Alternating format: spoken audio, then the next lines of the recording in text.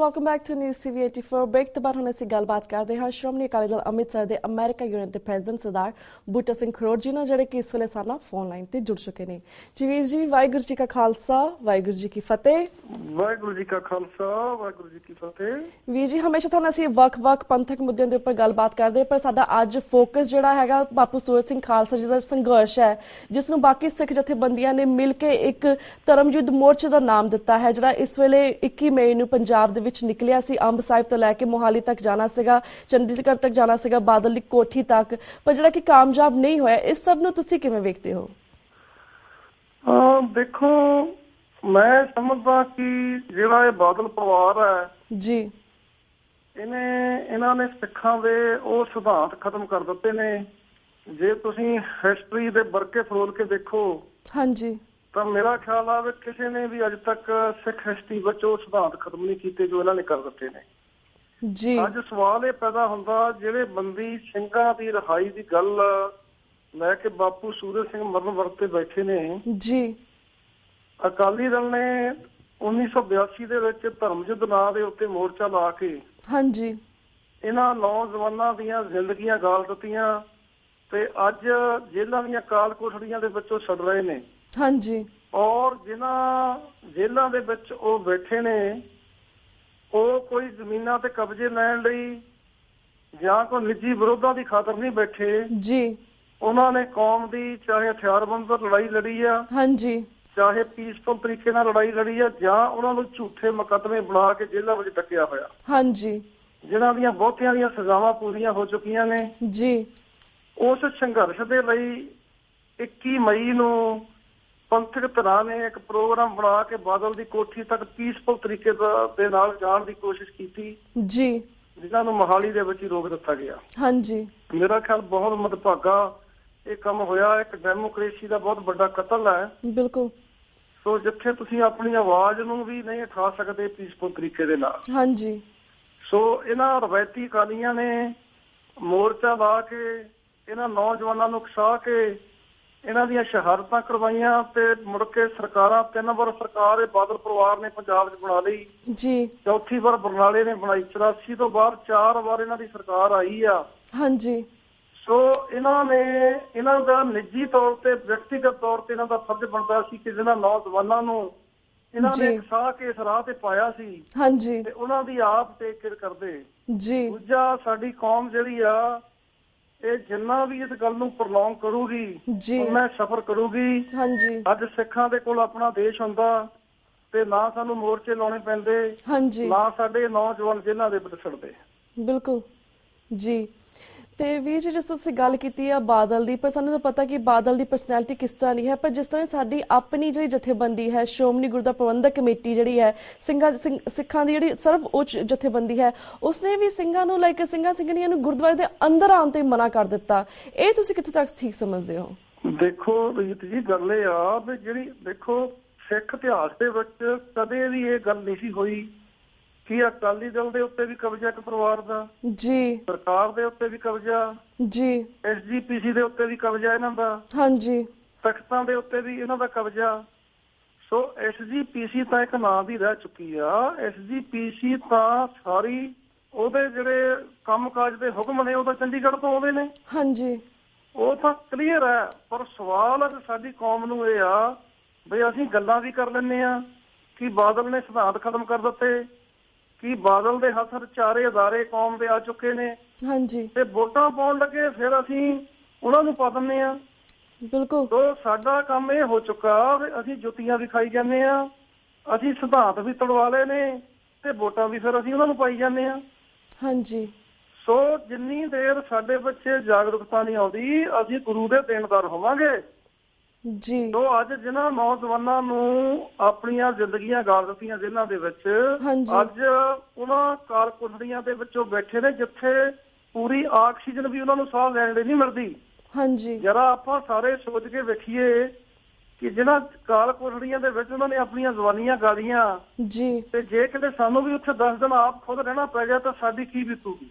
ਜੀ। ਸੋ ਮੇਰਾ ਖਿਆਲ ਹੈ ਵੀ ਸਾਨੂੰ ਹਰ ਮਾਈ ਭਾਈ ਨੂੰ ਇਹਦੇ ਲਈ ਆਵਾਜ਼ ਬੁਲੰਦ ਕਰਨੀ ਚਾਹੀਦੀ ਆ ਤਾਂ ਕਿ ਉਹ ਬਾਹਰ ਰਿਹਾ ਹੋ ਕੇ ਆਉਣ ਤਾਂ ਕਿ ਕੌਮ ਦੀ ਸੇਵਾ ਜਿਹੜੀ ਆ ਹੋਰ ਵਧੀਆ ਪੀਸਫੁਲ ਤਰੀਕੇ ਨਾਲ ਕਰ ਸਕਣ। ਜੀ ਬਿਲਕੁਲ। ਤੇ ਵੀਰ ਜੀ ਜਿਸ ਗੱਲ ਕੀਤੀ ਕਿ ਇਹ ਫਿਰ ਵੋਟਾਂ ਲੈ ਜਾਂਦੇ ਨੇ, ਪਰ ਜਿਸ ਤਰ੍ਹਾਂ ਅਸੀਂ ਜਦੋਂ ਇਹ ਪ੍ਰੋਟੈਸਟ ਦੇਖਿਆ, ਧਰਮਯੁੱਧ ਮੋਰਚਾ ਦੇਖਿਆ, ਅਸੀਂ ਦੇਖਿਆ ਕਿ ਬਹੁਤ ਜ਼ਿਆਦਾ ਵੱਡੇ ਪੱਧਰ ਤੇ ਬਹੁਤ ਜ਼ਿਆਦਾ ਗਿਣਤੀ ਦੇ ਵਿੱਚ ਸਿੰਘਾਂ ਸਿੰਘਣੀਆਂ ਨੇ ਆਪਣੀ ਗ੍ਰਿਫਤਾਰੀਆਂ ਵੀ ਦਿੱਤੀਆਂ, ਬਹੁਤ ਸਾਰੇ ਲੋਕ ਆਏ ਵੀ ਹੋਏ ਸਨ। ਵੀ ਇੰਨੀ ਅਵੇਅਰਨੈਸ ਆਪਣੇ ਸਿੰਘਾਂ ਦੇ ਵਿੱਚ ਹੈਗੀ, ਇੰਨੀ ਅਵੇਅਰਨੈਸ ਆਪਣੇ ਪੰਜਾਬੀਆਂ ਦੇ ਵਿੱਚ ਹੈਗੀ, ਫਿਰ ਕੀ ਕਾਰਨ ਹੈ ਕਿ ਇਹ ਕਿਸ ਤਰ੍ਹਾਂ ਵੋਟਾਂ 'ਚ ਜਿੱਤ ਜਾਂਦੇ ਨੇ? ਇਹ ਸਮਝ ਤੋਂ ਬਾਹਰ ਹੁੰਦਾ ਹੈ। ਦੇਖੋ ਜੀ, ਗੱਲ ਇਹ ਆ ਵੀ ਇਹ ਵੋਟਾਂ ਤਾਂ ਉਹੀ ਲੋਕ ਪਾਉਂਦੇ ਨੇ ਜਾਂ ਕਿਸੇ ਲਾਲਚ ਵਿੱਚ ਪਾਉਂਦੇ ਨੇ ਜਾਂ ਉਹਨਾਂ ਨੂੰ ਡਰਾਵੇ ਦਿੱਤੇ ਜਾਂਦੇ ਨੇ। ਐਡੀ ਵੀ ਗੱਲ ਨਹੀਂ ਕੋਈ ਡਰਾਵੇ ਦੇ ਨਾਲ ਲੋਕ ਉਹ ਜਿਹੜੇ ਆ ਤੁਰ ਪੈਂਦੇ ਨੇ ਜੀ। ਪਰ ਜਿੰਨੀ ਦੇਰ ਦੇਖੋ, ਮੈਂ ਤਾਂ ਇਹ ਕਹਿੰਦਾ ਵੀ ਚਲੋ ਤੁਸੀਂ ਉੱਥੇ ਵਾਲਿਆਂ ਦੀ ਗੱਲ ਛੱਡੋ। ਹਾਂਜੀ, ਜੇ ਅਸੀਂ ਬਾਹਰਲਾ ਸਿੱਖ ਜਿਹੜਾ ਕਿ ਫਾਈਨੈਂਸ਼ੀਅਲੀ ਸਾਡੇ ਤੇ ਡਿਪੈਂਡ ਹੈ, ਪੰਜਾਬ ਦਾ ਸਿੱਖ, ਹਾਂਜੀ, ਸਾਡੀਆਂ ਜ਼ਮੀਨਾਂ ਉਹਨਾਂ ਦੇ ਕੋਲ ਨੇ, ਹਾਂਜੀ, ਅਸੀਂ ਗਾਹੇ ਬਗਾਹੇ ਉਹਨਾਂ ਨੂੰ ਆਪਣੀ ਕਿਰਤ ਦੇ ਨਾਲ ਵੀ ਮਦਦ ਕਰਦੇ ਹਾਂ ਉੱਥੇ ਜੀ। ਜੇ ਅਸੀਂ ਉਹਨਾਂ ਪਰਿਵਾਰਾਂ ਤੇ ਕੰਟਰੋਲ ਕਰਕੇ ਹੀ ਅਸੀਂ ਮੋੜਾ ਪੰਜਾਬ 'ਚ ਦੇ ਸਕਦਾ ਬਾਹਰਲਾ ਸਿੱਖ ਜਿਹੜਾ, ਹਾਂਜੀ, ਹਾਂ, ਸਾਨੂੰ ਬਾਹਰਲੇ ਸਿੱਖ ਨੂੰ ਵੀ ਜਾਗਰੂਕਤਾ ਦੀ ਲੋੜ ਹੈ। ਜੇ ਅਸੀਂ ਦੁਨੀਆ ਦੇ ਹਾਣੀ ਬਣਨਾ, ਦੁਨੀਆ ਦੇ ਵਿੱਚ ਸਤਿਕਾਰੇ ਜਾਣਾ ਚਾਹੁੰਦੇ ਹਾਂ, ਤੇ ਸਾਨੂੰ ਆਪਣੇ ਦੇਸ਼ ਦੀ ਲੋੜ ਹੈ, ਸਾਨੂੰ ਆਪਣੇ ਦੇਸ਼ ਦੇ ਲਈ ਕੰਮ ਕਰਨ ਦੀ ਲੋੜ ਹੈ, ਤਾਂ ਕਿ ਸਾਊਥ ਏਸ਼ੀਆ ਦੇ ਵਿੱਚ ਇੱਕ ਸਾਡਾ ਆਪਣਾ ਵੱਖਰਾ ਦੇਸ਼ ਹੋਵੇ, ਤਾਂ ਕਿ ਅਸੀਂ ਦੁਨੀਆ ਨੂੰ ਦੱਸ ਸਕੀਏ ਸਾਡੀ ਉਨੀ ਦੇਰ ਨਾ ਤਾਂ ਆਇਡੈਂਟੀਟੀ ਕਲੀਅਰ ਹੋਣੀ ਹੈ ਦੁਨੀਆ ਦੇ ਵਿੱਚ, ਹਾਂਜੀ, ਨਾ ਉਨੀ ਦੇਰ ਸਾਨੂੰ ਹਮੇਸ਼ਾ ਚੁਣੌਤੀਆਂ ਦਾ ਸਾਹਮਣਾ ਕਰਨਾ ਪਊਗਾ ਜੀ। ਜਿੰਨੀ ਦੇਰ ਸਾਡੀ ਸਾਵਰਨਟੀ ਨਹੀਂ ਹੁੰਦੀ, ਉਨੀ ਦੇਰ ਸਾਨੂੰ ਹਰ ਦੁਨੀਆ ਦੇ ਮੁਲਕ ਦੇ ਵਿੱਚ ਚੁਣੌਤੀਆਂ ਦਾ ਸਾਹਮਣਾ ਕਰਨਾ ਪਊਗਾ ਜੀ। ਬਿਲਕੁਲ। ਤੇ ਵੀਰ ਜੀ ਜਿਸ ਅਸੀਂ ਗੱਲ ਕੀਤੀ ਹੈ ਕਿ ਪੰਜਾਬ ਦੇ ਵਿੱਚ ਲੋਕ ਲਾਲਚ ਹੁੰਦਾ ਜਾਂ ਫਿਰ ਉਹ ਡਰ ਜਾਂਦੇ ਨੇ, ਕਿ ਇਹੀ ਕਾਰਨ ਹੈ ਜਦੋਂ ਔਰਬਿਟ ਬੱਸ ਦਾ ਕਾਂਡ ਹੋਇਆ ਸੀਗਾ ਜਿਸ ਦੇ ਵਿੱਚ ਇੱਕ ਬੱਚੀ ਦੀ ਇੱਕਦਮ ਮੌਤ ਹੋ ਗਈ ਸੀ, ਹੁਣ ਇਸ ਮਾਮਲੇ ਬਾਰੇ ਕੋਈ ਵੀ ਗੱਲਬਾਤ ਕਰਨ ਤੋਂ ਡਰਦਾ ਹੈ ਜਾਂ ਫਿਰ ਬਿਲਕੁਲ ਹੀ ਗੱਲ ਠੱਪ ਹੋ ਗਈ ਹੈ, ਕੋਈ ਗੱਲਬਾਤ ਕਰਦਾ ਹੀ ਨਹੀਂ ਇਸ ਬਾਰੇ, ਜਾਂ ਫਿਰ ਧਾਰਮਿਕ ਨਿਸ਼ਾਨੀਆਂ ਥੱਲੇ ਲੁੱਕ ਕੇ ਬਾਦਲ ਪਿਓ ਪੁੱਤਰ ਨੇ ਇਸ ਗੱਲ ਤੇ ਉੱਪਰ ਠੱਲ ਪਾ ਦਿੱਤੀ ਹੈ? ਡੂ ਯੂ ਥਿੰਕ ਇਹ ਠੱਲ ਪਾ ਦਿੱਤੀ ਹੈ ਕਿ ਆਪਣੇ ਜਿਹੜੇ ਸਿੱਖ ਨੇ ਜਾਂ ਪੰਜਾਬੀ ਨੇ ਸੁੱਤੇ ਪਏ ਨੇ ਜਾਂ ਫਿਰ ਡਰਦੇ ਪਏ ਨੇ? ਦੇਖੋ, ਗੱਲ ਇਸ ਤਰ੍ਹਾਂ ਹੈ ਜੀ, 2007 ਦੇ ਵਿੱਚ ਕੋਈ 8 ਸਾਲ ਪਹਿਲਾਂ ਸ਼੍ਰੋਮਣੀ ਅਕਾਲੀ ਦਲ ਅੰਮ੍ਰਿਤਸਰ ਨੇ ਪ੍ਰਕਾਸ਼ ਸਿੰਘ ਬਾਦਲ ਉਸ ਵੇਲੇ ਚੀਫ ਮਿਨਿਸਟਰ ਸਨ ਪੰਜਾਬ ਦੇ, 2007 ਚ ਬਣੇ ਸਨ ਕੈਪਟਨ ਅਮਰਿੰਦਰ ਸਿੰਘ ਤੋਂ ਬਾਅਦ ਜੀ। ਸ਼੍ਰੋਮਣੀ ਅਕਾਲੀ ਦਲ ਅੰਮ੍ਰਿਤਸਰ ਨੇ ਇਹਨਾਂ ਦੀਆਂ ਬੱਸਾਂ ਰੋਕੀਆਂ ਔਰ ਸਾਡੇ ਇਹਨਾਂ ਨੇ ਵਰਕਰ ਤੜਕੇ ਨੂੰ ਰੇਡਾਂ ਕਰ ਘਰਾਂ ਚੋਂ ਫੜੇ। ਈਵਨ ਮੇਰੇ ਆਪਣੇ ਘਰ 'ਚ ਰੇਡ ਹੋਇਆ, ਮੇਰੇ ਬਜ਼ੁਰਗ ਮਾਤਾ ਪਿਤਾ ਨੂੰ 3-4 ਦਿਨ ਪਾਸੇ ਰਹਿਣਾ ਪਿਆ, ਮੇਰੇ ਬ੍ਰਦਰ ਨੂੰ ਵੀ ਘਰ ਤੋਂ ਪਾਸੇ ਰਹਿਣਾ ਪਿਆ, ਪਰ ਅਸੀਂ ਬੱਸਾਂ ਰੋਕੀਆਂ ਇਹਨਾਂ ਦੀਆਂ। ਹਾਂਜੀ। ਪਰ ਯਕੀਨ ਕਰਕੇ ਜਾਣੋ, ਜਿਸ ਕੰਮ ਲਈ ਬੱਸਾਂ ਰੋਕੀਆਂ ਸੀ, ਜਿਹੜੇ ਛੋਟੇ ਟਰਾਂਸਪੋਰਟਰ ਸੀਗੇ ਉਹਨਾਂ ਨਾਲ ਧੱਕੇ ਧੌਲੇ ਹੁੰਦੇ ਸੀ ਤਾਂ ਰੋਕੀਆਂ ਸੀ ਜੀ। ਪਰ ਉਹ ਜਿਹੜੇ ਛੋਟੇ ਟਰਾਂਸਪੋਰਟਰ ਵੀ ਸਾਡਾ ਸਾਥ ਨਾ ਦੇ ਸਕੇ, ਆਮ ਪਬਲਿਕ ਨੇ ਤਾਂ ਕੀ ਸਾਥ ਦੇਣਾ ਸੀਗਾ ਜੀ। ਮੈਂ ਤੁਹਾਨੂੰ ਇਹ 8 ਸਾਲ ਪੁਰਾਣੀ ਗੱਲ ਦੱਸ ਰਿਹਾ ਕਿ 2007 ਦੇ ਵਿੱਚ ਸ਼੍ਰੋਮਣੀ ਅਕਾਲੀ ਦਲ ਅੰਮ੍ਰਿਤਸਰ ਨੇ ਇਹਨਾਂ ਦੀਆਂ ਬੱਸਾਂ ਰੋਕੀਆਂ ਸੀ ਜੀ। ਤੁਸੀਂ ਲੋਕਾਂ ਨਾਲ ਧੱਕੇ ਧੌਲੇ ਕਰਦੇ ਹੋ। ਹਾਂਜੀ। ਹੁਣ ਜਿਹੜਾ ਇਹ ਕਾਰਾ ਹੋਇਆ, ਮੋਗਾ ਕਾਰਾ ਜਿਹੜਾ ਔਰਬਿਟ ਬੱਸ 'ਚ ਹੋਇਆ, ਬੜਾ ਨਿੰਦਣਯੋਗ ਹੈ। ਬਿਲਕੁਲ। ਇੱਕ ਇਹਨਾਂ ਨੇ ਹੋਰ ਰਵਾਇਤ ਪਾ ਦਿੱਤੀ ਆ ਕਿ ਜਿਹਦੀ ਮਰਜ਼ੀ ਧੀ ਭੈਣ ਨੂੰ ਛੇੜੋ, ਜਿਹੜੀ ਮਰਜ਼ੀ ਧੀ ਭੈਣ ਨੂੰ ਮਾਰ ਦੋ, ਪੈਸੇ ਦਓ, ਹਾਂਜੀ, ਤੇ ਗੱਲ ਠੱਪ ਹੋ ਜਾਂਦੀ ਆ ਜੀ। ਹੁਣ ਜਿੱਥੋਂ ਤੱਕ ਗੱਲ ਹੈ ਗੁਰੂ ਸਾਹਿਬ ਦੇ ਸ਼ਾਸਤਰਾਂ ਦੀ ਜੀ, ਉਹ ਤੇ ਹੁਣ ਆਪਾਂ ਨੂੰ ਬੜਾ ਕਲੀਅਰ ਹੋ ਗਿਆ ਕਿ ਪੀਰ ਬੁੱਧੂ ਸ਼ਾਹ ਦਾ ਜਿਹੜਾ ਖਾਨਦਾਨ ਹੈ ਉਹ ਲਾਸ ਐਂਜਲਸ 'ਚ ਬੈਠਾ, ਉਹਨਾਂ ਨੇ ਬੜਾ ਕਲੀਅਰ ਕਰ ਦਿੱਤਾ ਜੀ।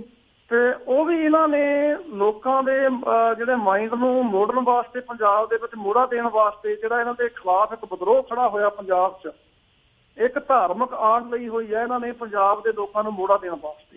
ਜਿਹੜੇ ਅਵੇਅਰ ਸਿੱਖ ਨੇ ਉਹ ਤਾਂ ਬੜੇ ਕਲੀਅਰ ਨੇ ਇਸ ਗੱਲ ਤੋਂ, ਪਰ ਪੰਜਾਬ ਦੇ ਲੋਕ ਅੱਜ ਵੀ ਭੋਲੇ ਭਾਲੇ ਨੇ ਜਿਹੜੇ ਇਹਨਾਂ ਦੀਆਂ ਗੱਲਾਂ ਵਿੱਚ ਆ ਜਾਂਦੇ ਨੇ ਜੀ। ਮੈਂ ਤਾਂ ਫੇਰ ਦੁਬਾਰਾ ਕਹਿੰਦਾ ਕਿ ਪੰਜਾਬ ਦੇ ਲੋਕਾਂ ਦੀ ਤਾਂ ਆਪਾਂ ਗੱਲ ਕਰਨਾਗੇ ਜੇ ਅਸੀਂ ਬਾਹਰਲਾ ਸਿੱਖੀ ਅਵੇਅਰ ਹੋ ਜਾਈਏ। ਹਾਂਜੀ।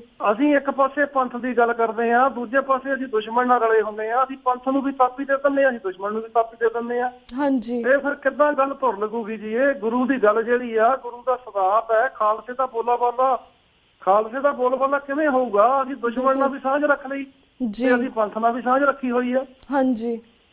ਜੀ ਬਿਲਕੁਲ ਜੀ ਬਿਲਕੁਲ।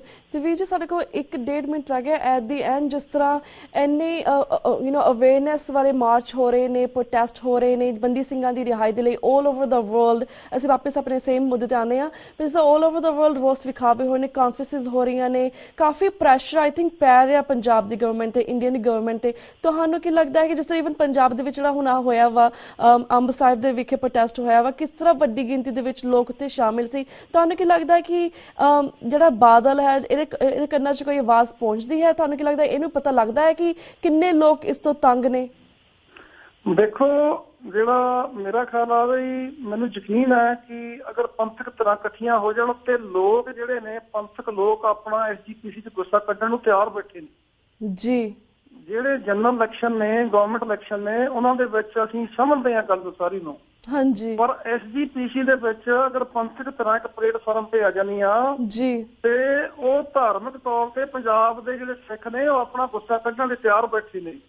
ਔਰ ਮੈਨੂੰ ਲੱਗਦਾ ਕਿ 6 ਜੂਨ ਨੂੰ ਕੌਮ ਨੂੰ ਕੋਈ ਨਾ ਕੋਈ ਜ਼ਰੂਰ ਇਹ ਪੰਥਕ ਜਥੇਬੰਦੀਆਂ ਪ੍ਰੋਗਰਾਮ ਦੇਣਗੀਆਂ ਜੀ। ਔਰ ਇਹ ਨਹੀਂ ਹੈ ਵੀ ਇਹ ਗੱਲ ਜਿਹੜੀ ਆ ਕੋਈ ਮਨਫੀ ਸਿੱਖਾਂ ਦੇ ਦਿਮਾਗ 'ਚ ਹੋ ਗਈ ਆ ਜੀ, ਪਰ ਆਪਣੇ ਤਰੀਕੇ ਨਾਲ ਅੱਜ ਵੀ ਜਥੇਬੰਦੀਆਂ ਜਿੰਨਾ ਕੁ ਵੀ ਯੋਗਦਾਨ ਉਹਨਾਂ ਦਾ ਬਣਦਾ ਉਹ ਪਾ ਰਹੀਆਂ ਨੇ, ਹਾਂਜੀ। ਤੇ ਇੱਕ ਦਿਨ ਅਸੀਂ ਜ਼ਰੂਰ ਸਫਲ ਹੋਵਾਂਗੇ ਇਹਦੇ ਵਿੱਚ। ਗੁਰੂ ਬਖਸ਼ਿਸ਼ ਕਰੂਗਾ, ਸਾਨੂੰ ਦ੍ਰਿੜ ਇਰਾਦੇ ਨਾਲ ਲੱਗੇ ਰਹਿਣਾ ਚਾਹੀਦਾ, ਸਾਨੂੰ ਹੌਸਲਾ ਨਹੀਂ ਛੱਡਣਾ। ਜੀ ਜੀ ਵੀਰ ਜੀ, ਥੈਂਕ ਯੂ ਸੋ ਮਚ ਕਿ ਤੁਸੀਂ ਨਾ ਕੁਝ ਪੁਆਇੰਟਸ ਦੇ ਉੱਪਰ ਆਪਣੇ ਵਿਚਾਰ ਸਾਡੇ ਦਰਸ਼ਕਾਂ ਨਾਲ ਸਾਂਝੇ ਕੀਤੇ ਪੂਰੇ ਵੇਰਵੇ ਦੇ ਨਾਲ। ਐਂਡ ਵੀਰ ਜੀ, ਸਾਡਾ ਹੁਣ ਵਕਤ ਸਮਾਪਤੀ ਵੱਲ ਜਾ ਰਿਹਾ, ਤੁਹਾਡੇ ਕੋਲ ਇਜਾਜ਼ਤ ਲੈਂਦੇ ਹਾਂ। ਸੋ ਵਾਹਿਗੁਰੂ ਜੀ ਕਾ ਖਾਲਸਾ, ਵਾਹਿਗੁਰੂ ਜੀ ਕੀ ਫਤਿਹ। ਵਿਊਅਰਸ, ਇਸ ਦੇ ਨਾਲ ਅਸੀਂ ਤੁਹਾਡੇ ਕੋਲ ਇਜਾਜ਼ਤ ਲੈਂਦੇ ਹਾਂ। ਕੱਲ੍ਹ ਨੂੰ ਮਿਲਾਂਗੇ ਸੇਮ ਟਾਈਮ ਸੇਮ ਸ਼ੋਅ ਤੇ। ਤਦ ਤੱਕ ਲਈ ਵਾਹਿਗੁਰੂ ਜੀ ਕਾ ਖਾਲਸਾ, ਵਾਹਿਗੁਰੂ ਜੀ ਕੀ ਫਤਿਹ।